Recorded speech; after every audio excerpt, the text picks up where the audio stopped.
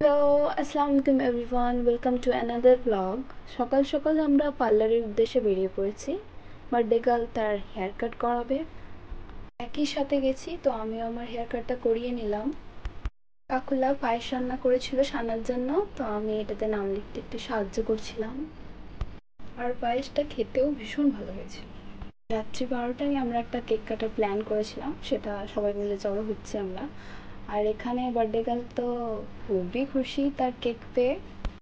বিকেলে প্রচণ্ড ঝড় বৃষ্টির কারণে লোডশেডিং হয়ে গেছে, তো এই অন্ধকারের মধ্যেই আন্টি যতটা পারছে ডেকোরেশন কমপ্লিট করছে। আর এদিকে এনারা ডিনারে কি কি আইটেম হবে সেগুলো রেডি করছেন। এই যে আমাদের বার্থডে গার্ল ওয়েদারের ফুল মজা নিচ্ছে।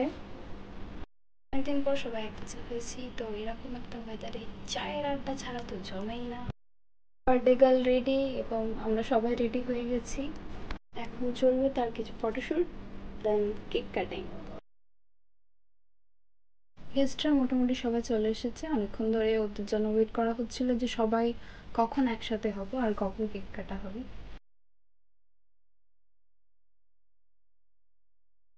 আর বার্থডে গার্লকে তো অনেক মিষ্টি দেখতে লাগছে আজকে।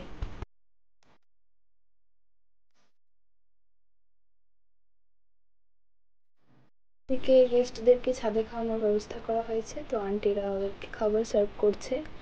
তো এভাবেই আজকে দিনটা খুব ভালো গেল। Hope you guys like it. ভালো লাগলে অবশ্যই লাইক কমেন্ট করবেন। আল্লাহ হাফেজ।